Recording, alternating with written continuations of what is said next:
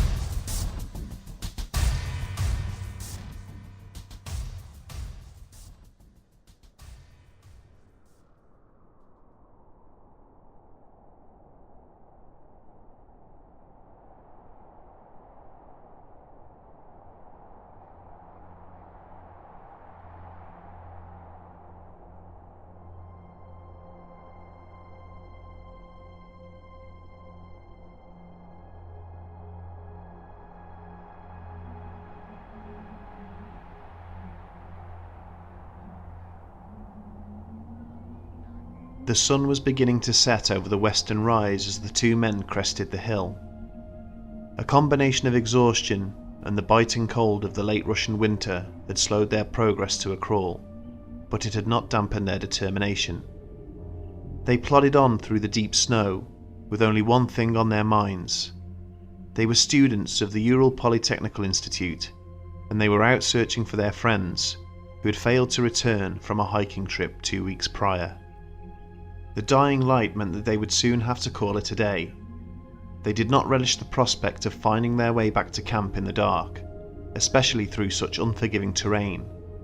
But despite those dangers, they could not help but appreciate the allure of their surroundings. This wilderness had a calming, almost serene beauty, and they could only hope that it had been kind to their friends. Although their hearts remained resolute, after so many days searching, that hope was fading as quickly as the setting sun.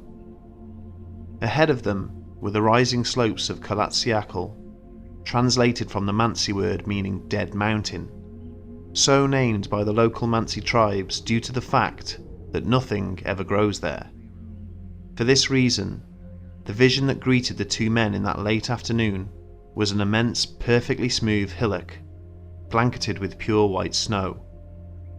And they would have turned back at that point, if not for the fact that something had caught their attention. In the midst of all that brilliant white, they could make out a singular dark spot about halfway up the side of the mountain, sticking out like a sore thumb, completely at odds with its surroundings. It would take them another half an hour to reach, but as they got closer, they could make out the vague outline of a large tent. They knew immediately that it belonged to their missing friends, and upon inspection, they found that besides a large hole in the side canvas, everything else was in order. The sides of the tent had been insulated with coats and empty backpacks. Ski boots were lined up neatly near the entrance. Padded coats and blankets lined the floor, and elsewhere, they found personal items stowed away and a wood axe and saw at the far end of the roughly 8 square metre shelter. The two rescuers breathed a sigh of relief as they noticed that there were no bodies.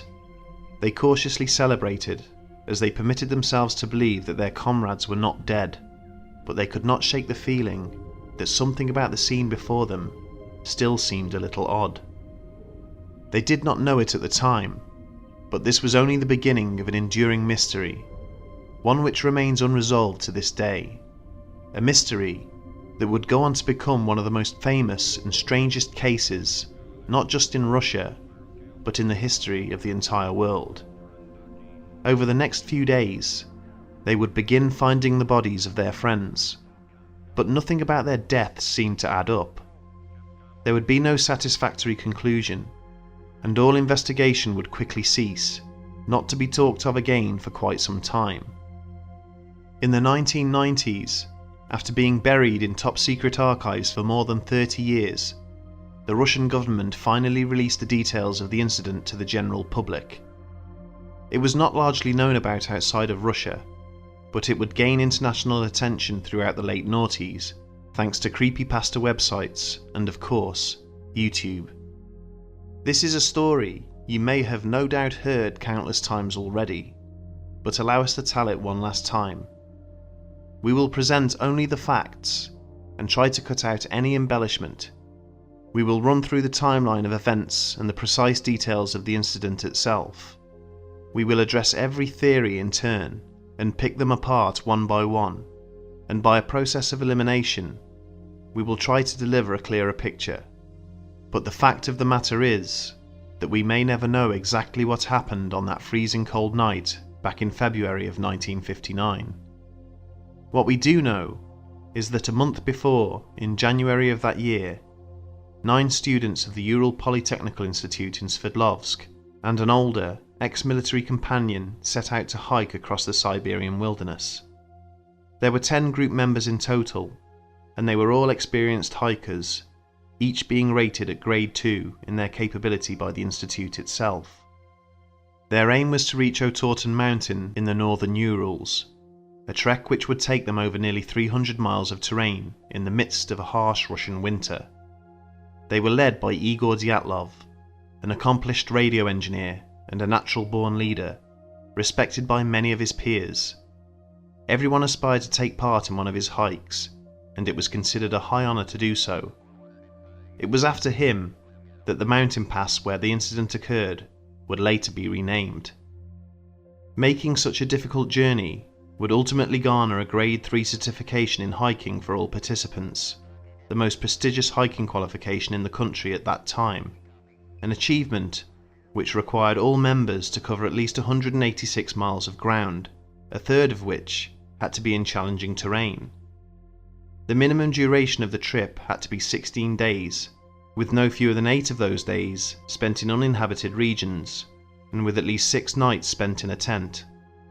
It was a tough assignment, but in completing this task, the certification would allow each member to teach their craft as a master of sports, a distinction that everyone in the team was desperate to attain. And so a mixture of excitement and determination was in the air as the 10 companions stood on the platform at Sverdlovsk train station, stooped under the weight of their packs. Not once did the thought ever cross their minds that this would be their last trip, one that would ultimately end in disaster. 9 of the 10 members would never return alive. As fate would have it, the 10th member, Yuri Yudin, would cut his trip short halfway through the hike due to ill health, and it is thanks to him that we have a detailed account of the group's movements up until the 28th of January. Everything after that point has been pieced together from journal entries and photographs taken by the group. Their arduous journey would play out as follows. On the evening of the 23rd of January, they caught the 9:05 PM train from Sverdlovsk, which would take them over 200 miles north to Sarov. The journey was roughly 11 hours in length and would see them arriving at their destination at 7:39 AM the next morning. Whilst in Sarov, they caught up on some much needed sleep, and then spent the afternoon entertaining the children of a local school.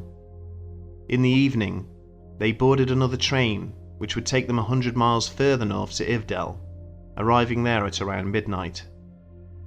This left them with a 6-hour wait before they caught a bus at 6 AM out to Vizay on the 25th of January. The next day, they travelled further north to an area known simply as Sector 41, and there they would spend the night. At 4 PM on the 27th, they travelled up the frozen Lovsa River in the dead of night and would arrive at an abandoned geological site in the early hours of the next morning. It was at this point that Yuri Yudin, hindered by rheumatism and other ongoing illnesses, would turn back. After saying their farewells, the rest of the group continued travelling north towards their objective. Yudin would look over his shoulder one last time to see his friends skiing away in the opposite direction, his heart heavy with disappointment, oblivious to the quiet irony that his illnesses had just saved his life. This was the last time he ever saw his friends alive. It was on the 29th of January that the group's hiking adventure would commence proper. After having travelled mostly by road and rail, it was now time for the hard work to begin, as they made the rest of their way towards Otorten Mountain on foot. They continued skiing north along the frozen Lovsa River into the late evening before setting up camp for the night. On the 30th, they would head west following the Uspea River, one of the Lovsa's tributaries, all the way up to the base of an unnamed mountain, marked on maps simply as height 1079. In the years that followed, this peak would come to be officially recognised by its Mansi name of Kalatsiakal, the Dead Mountain. It was here that they would set up camp and build a cache to store any excess supplies in an effort to lighten their loads. This was in preparation for the ascent of Otorten. The 1st of February would see progress slow to a crawl as the harsh weather began to set in.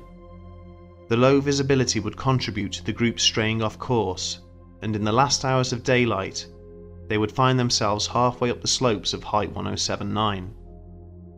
Igor made the decision to set up camp here for the night, perhaps due to a combination of not wanting to lose the ground they had already covered and the fact that the daylight was fading fast. He also more than likely wanted to practice camping on a mountain slope as an extra challenge for himself and the group. In any case, it is known that the hikers were settled into their tent by around 5:30 p.m. They worked on a mock paper together, the Evening Otorten, which was a humorous report of the group's activities over the last few days, and also served as a team-building exercise. Photographs had also been taken whilst they were making camp, and everyone seemed to be in good spirits. But whatever took place over the next few hours is highly mysterious, and would go on to become what is now known as the Dyatlov Pass incident.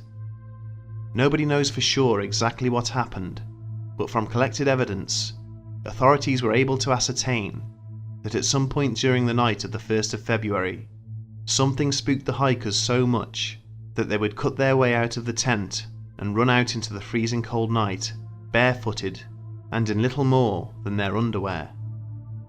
All 9 group members perished, most of them from hypothermia, but some from horrific injuries, of which nobody has ever been able to satisfactorily explain.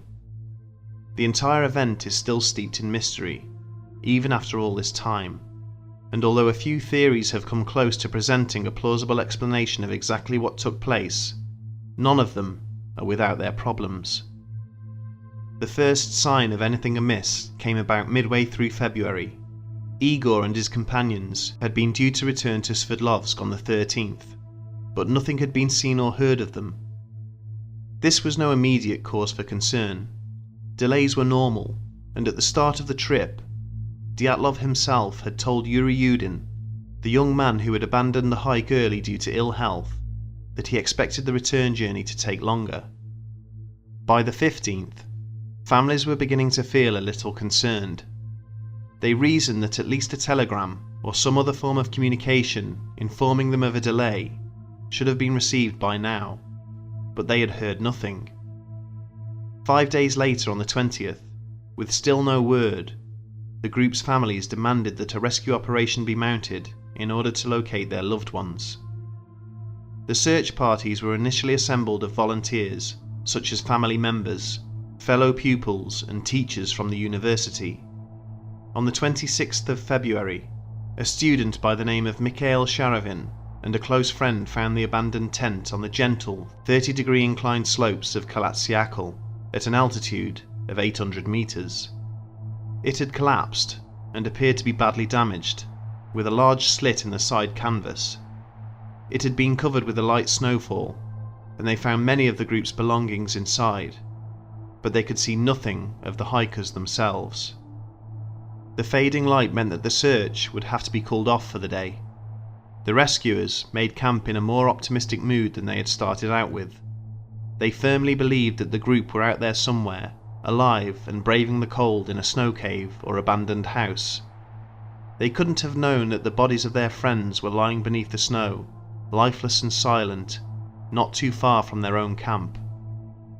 The next day, on the 27th of February, the full horror of the Dyatlov Pass incident would begin. to unfold.